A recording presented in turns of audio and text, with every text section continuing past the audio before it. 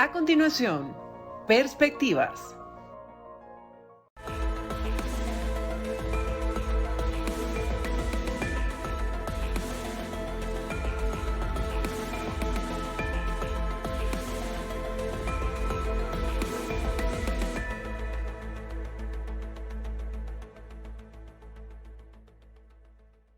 Bienvenidos una vez más a su programa Perspectivas. Les saluda Gaby Peroso. El día de hoy le damos de inmediato la bienvenida a nuestro entrevistado, porque tenemos que aprovechar muy bien el tiempo y entender qué está en juego con este tema de las licencias petroleras y de gas otorgadas a Venezuela. Francisco Monaldi está con nosotros. Él es el director del Baker Institute, que se dedica precisamente al tema energético en América Latina, a una institución de la Universidad Rice aquí en Estados Unidos. Muchísimas gracias, director, por estar aquí. Encantado, Gaby. Quería comenzar con el final, con lo que podría ser la conclusión de este programa, para que los televidentes entiendan la magnitud de cuánto podría recibir Venezuela con todo este proceso que todavía no logramos entender y tampoco se materializa. Ustedes en varias presentaciones han hecho una estimación. Obviamente son estimaciones porque hay muchísimas cosas que están en juego y que podrían pasar. Pero ¿cuánto dinero podría ingresar en 2024 si todo se desarrolla como va hasta ahora y se da esa renovación de licencias luego de los 6 meses? Para entender cuánto es y poco a poco ir viendo qué cambió y cómo va a afectar al pueblo venezolano. Sí, Gaby, como bien dices, hay muchas incertidumbres, pero asumiendo eso que tú dices, es decir, que se renueva la licencia en abril y que pasa todo el año y que ocurre el aumento de producción que esperamos, estaríamos hablando de entre 5 y 6 mil millones de dólares adicionales a los 11, 12 mil millones de dólares que hubieran entrado sin que se aprobara esta licencia. O sea que es un aumento muy sustancial. De hecho, lo que te estoy diciendo es el promedio del año, pero si lo ves hacia los meses finales, el aumento es incluso mayor porcentualmente, porque, digamos, va a haber más producción y van a haber más capacidad de obtener precios completos. Estaríamos hablando de 16 mil millones de dólares, 18 mil millones de dólares, en promedio más de 40 millones diarios si los promediaras en 365 días. Es como para entender de cuánto hablamos para ir después poco a poco desdibujando toda esta realidad. Tal cual, y recuerda que en la época, digamos, dorada de los precios altísimos del petróleo, hace más de una década, Venezuela llegó a tener ingresos de casi 100 mil millones de dólares.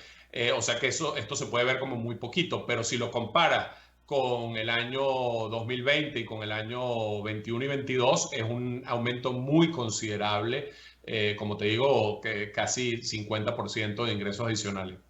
Ahora bien, ¿qué pasó en este cambio, en esta flexibilización de sanciones? Que por un lado quisiera que nos definiera si se trata todavía de una licencia o prácticamente han sido levantadas de manera simbólica esas sanciones durante 6 meses. ¿Y qué cambió? ¿Por qué hay más ingresos? ¿Es porque ese petróleo ya no va a esos actores oscuros y entra dentro de todo lo que sería la legalidad? Sí, tal cual. La licencia es una licencia mucho más expansiva de lo que habíamos escuchado en el pasado. Básicamente, durante 6 meses suspende las sanciones petroleras. Lo hicieron en forma de licencia y no levantamiento de sanciones porque quieren señalizarle muy claramente al gobierno venezolano que lo pueden no renovar, es decir, que es una política temporal por ahora, ¿no?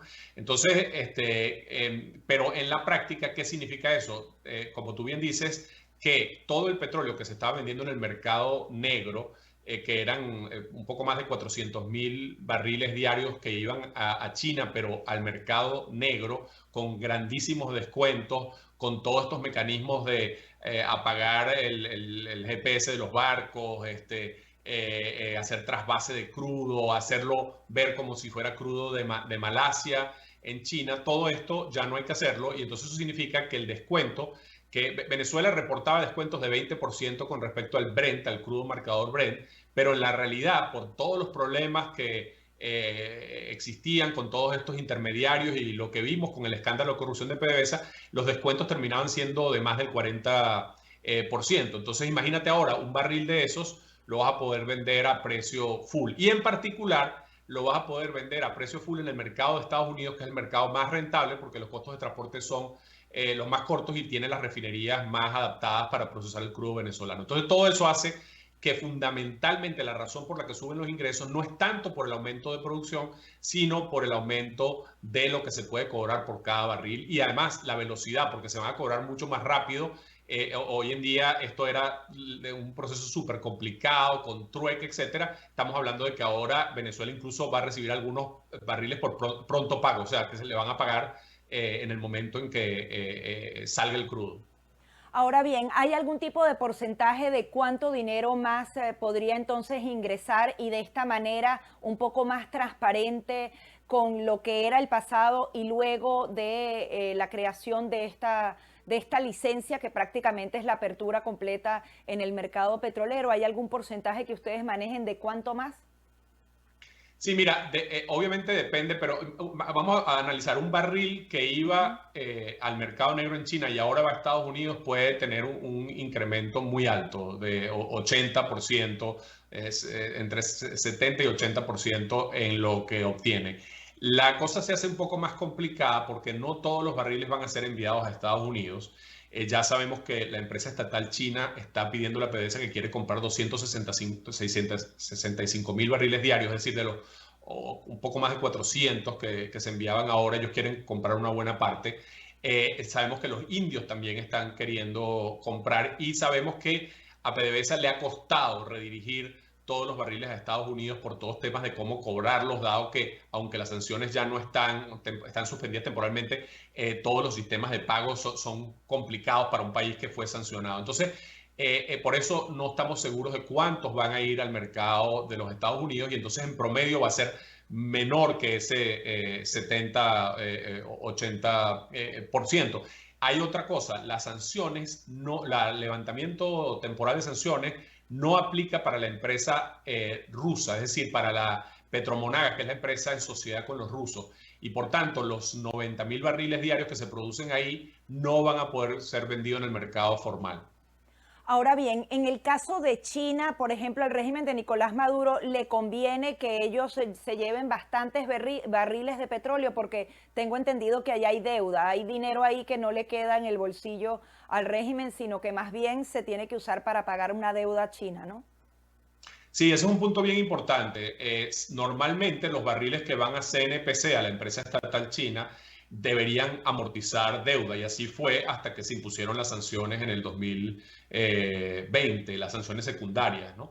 El tema interesante es que como los chinos saben que eso implicaría que Venezuela no tendría muchos incentivos para enviar petróleo a China, sino que tendría más incentivos para enviarlo a los Estados Unidos, aparentemente, según nos reporta la agencia Reuters, los chinos están ofreciendo pagar completo, es decir, que no se amortice deuda. De todas maneras, creo que para Venezuela es más atractivo vender en Estados Unidos, pero fíjate, Sinovenza, que es la empresa en Venezuela que produce sociedad entre PDVSA y CNPC, 100.000 barriles diarios y que puede incrementar su producción sustancialmente, esa empresa al menos imaginamos que va a enviar toda su producción a China, ¿no?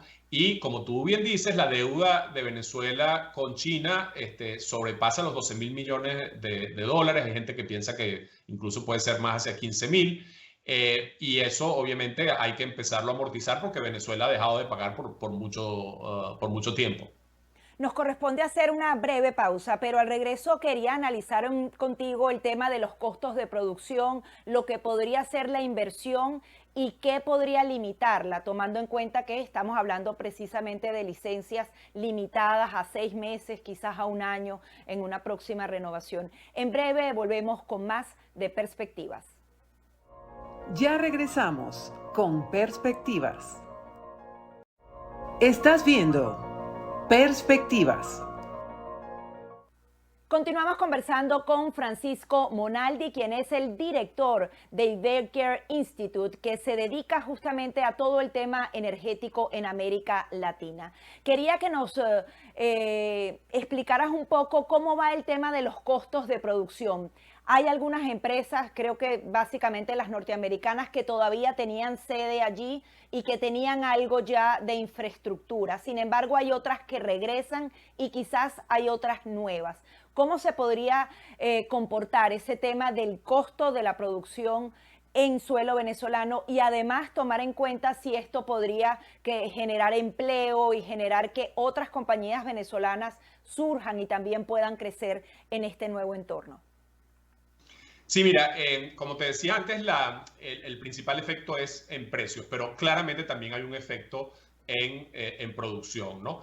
En primer lugar, el efecto en producción más importante no tiene que ver tanto con esta licencia, sino con la que se le dio a Chevron el año pasado. O sea, Chevron va a seguir incrementando su producción. Ya la ha incrementado a unos 135,000 barriles diarios. En su mínimo, el año pasado Chevron estaba produciendo apenas como 55, en su máximo más como 95, pero digamos que esto es un aumento importante y eso se hizo sin tener que perforar nuevos pozos, pero ya Chevron anunció que para poder seguir elevando su producción por encima de los 150,000 barriles que ellos creen que va a cerrar a finales de este año, ellos van a empezar a perforar nuevos pozos y van a poner 2 taladros a operar, probablemente de una de las empresas de servicio americanas, Neighbors o Schlumberger, que todavía tenían taladros en el país.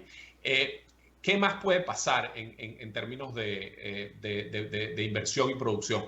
Bueno, las empresas europeas, en particular Morel & Prom, una empresa francesa pero con capital del Estado indonesio, es otra que ha firmado, porque recuérdense que Chevron firmó un nuevo contrato con PDVSA que le permite controlar la operación, la procura y la venta de su crudo. Morel & Prom ahora va a empezar a hacer lo mismo y de hecho PDVSA le ofreció un contrato que amplía su área de operación en el lago de Maracaibo y entonces ese sería otro lugar donde va a haber inversión y aumento de producción.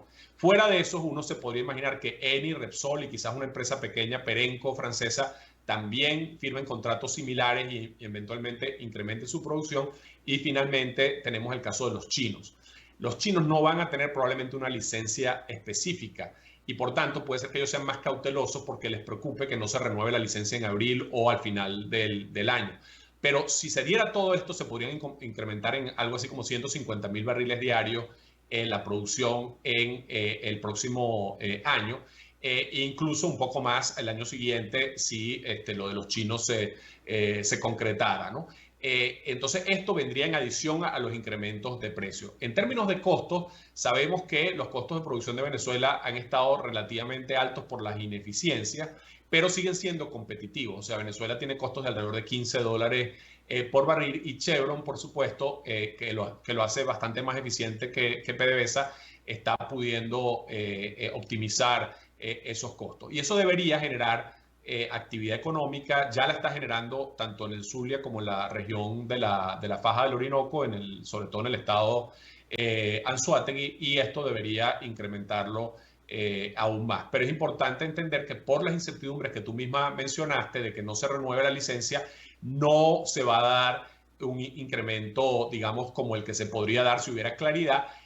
Y lo que se va a dar fundamentalmente es en empresas que tienen una licencia separada de la licencia general, es decir, una licencia específica.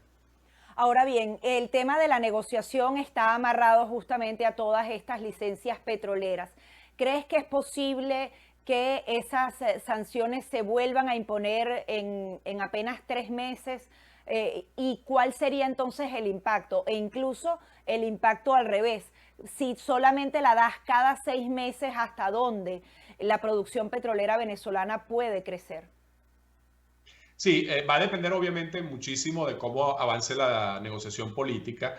La mayor parte de la gente que sigue este tema, estamos convencidos que difícilmente se regrese a la política pre-licencia Chevron. Es decir, incluso si se suspende esta licencia general, lo más probable es que sobrevivan las licencias específicas que tienen algunas de las empresas occidentales, es decir, tanto las europeas como la de Chevron, y eso le permitiría a esas empresas al menos seguir incrementando su producción y exportando. Pero claramente la incertidumbre que genera la licencia general y lo que está detrás de ella, porque lo importante no es que se renueve cada 6 meses, sino la expectativa de si se va a renovar o no.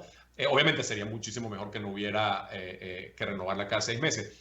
Pero fíjate, el tema es que las cosas que está pidiendo Estados Unidos, sabemos que el gobierno de Maduro no las quiere conceder, en particular la habilitación de María Corina Machado, porque no quiere poner en riesgo perder la elección. Entonces la pregunta es, ¿qué pueden, digamos, los Estados Unidos, qué pueden quitar de la licencia general?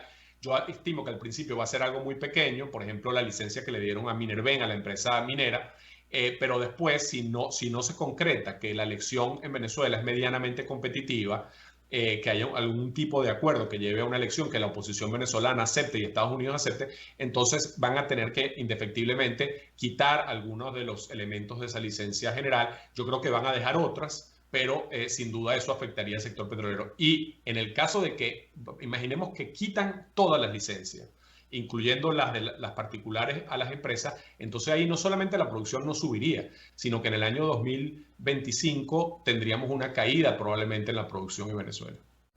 Ahora bien, con esos lapsos, ¿hay manera de que todas estas empresas que están tan interesadas en invertir puedan hacerlo? Y adicionalmente, como es limitado, cada 6 meses esas licencias, ¿realmente podemos hablar de una producción petrolera de 1 millón de barriles? O sea, ¿cuál es la estimación con las condiciones actuales? ¿Y qué esperar, incluso si se mantienen como el día de hoy?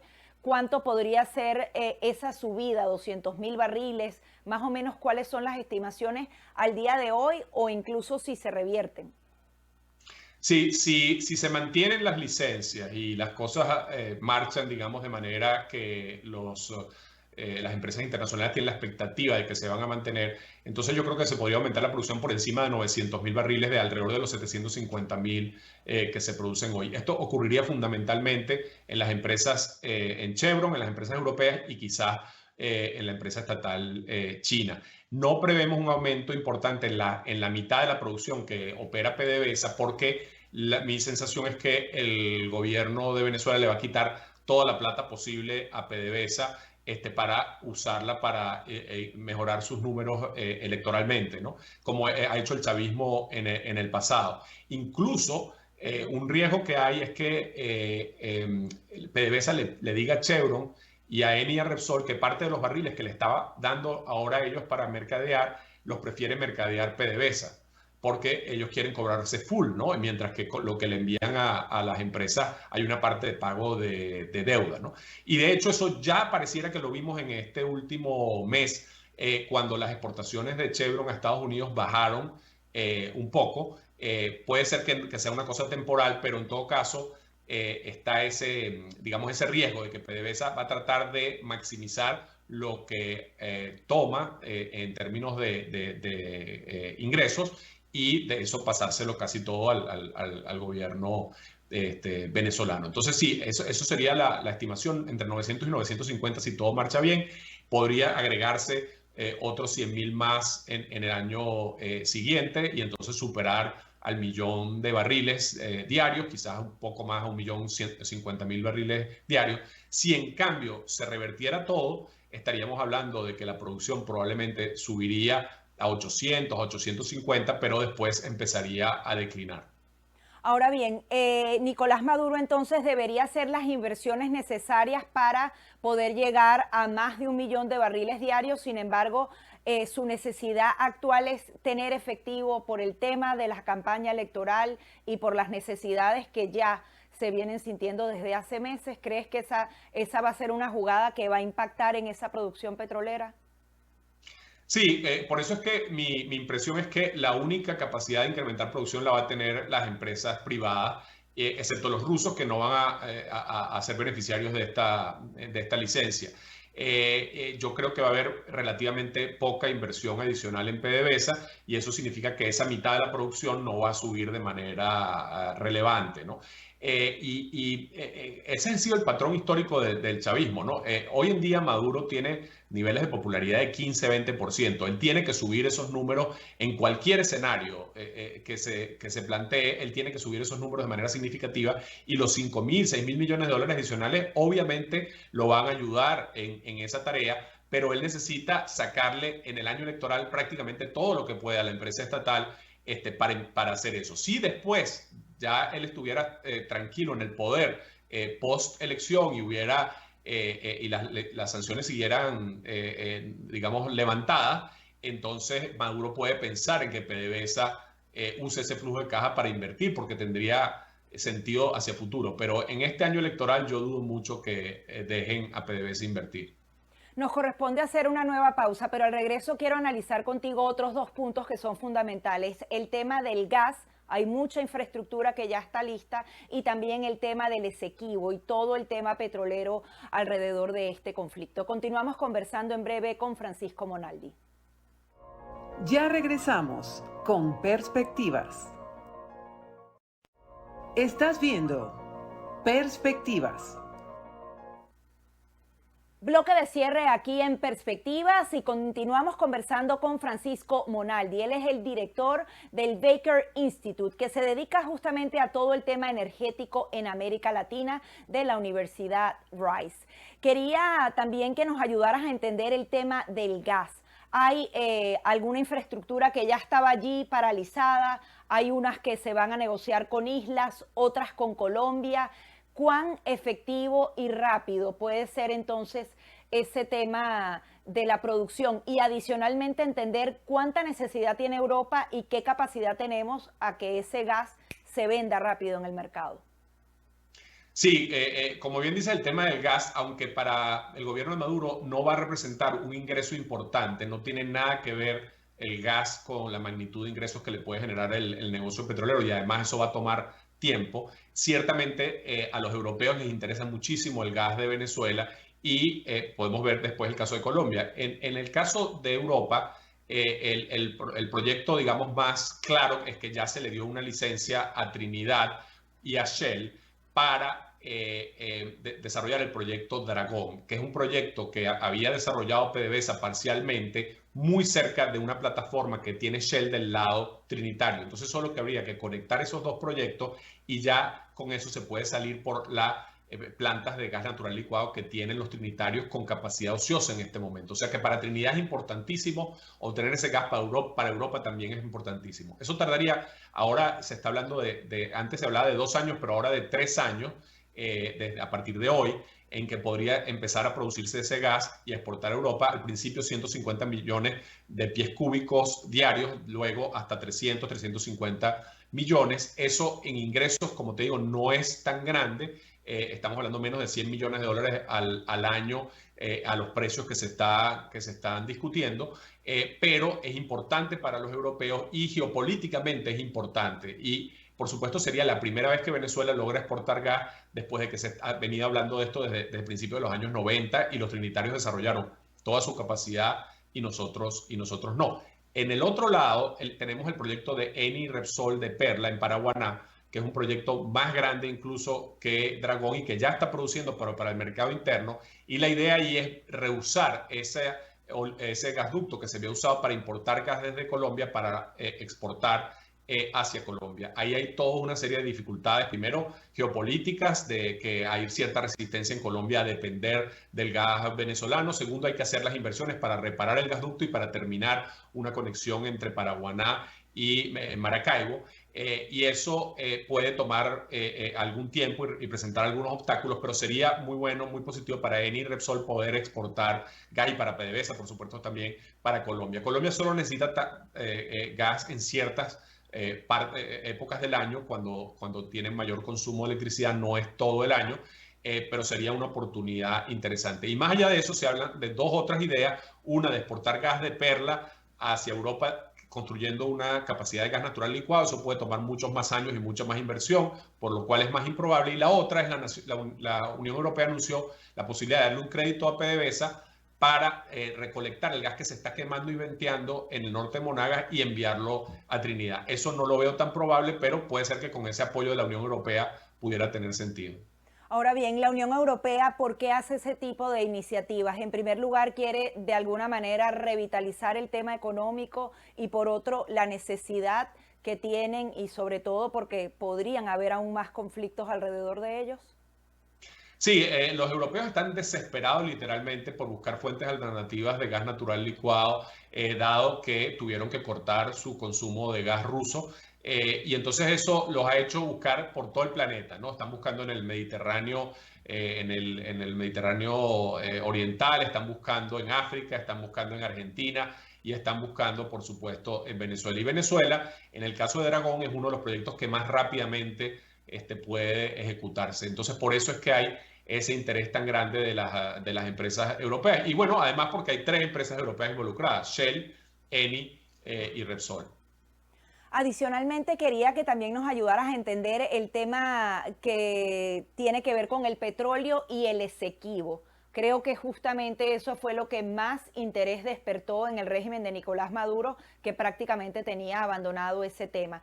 Hay algunas estimaciones que comparan lo que está allí, que todavía no ha sido 100% explorado, con países como Arabia Saudita. ¿Realmente hay tanta riqueza en esas cuencas, en esos pozos?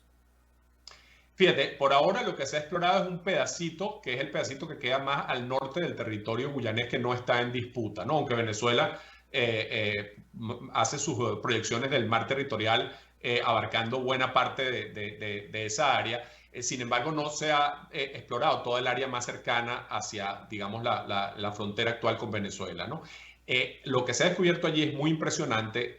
Exxon, en prácticamente un espacio relativamente pequeño, ha descubierto 11.000 millones de barriles de crudo liviano, que no es todavía una cosa de la magnitud de Venezuela o de Arabia Saudita, pero nótese que ese es un país de 800.000, un poquito más de 800.000 habitantes. Entonces, ya en reservas por habitante es una de las más altas del mundo y en producción por habitante ya superaron a Arabia Saudita por habitante y van a superar a Kuwait y a los Emiratos Árabes, que son los países que más producen por habitante en el mundo. O sea que es algo espectacular que obviamente despertó el interés del chavismo, que durante Chávez básicamente le habían dado luz verde a Guyana para desarrollar esos recursos por su cuenta, y ahora obviamente sienten que eso fue un grave error de cálculo.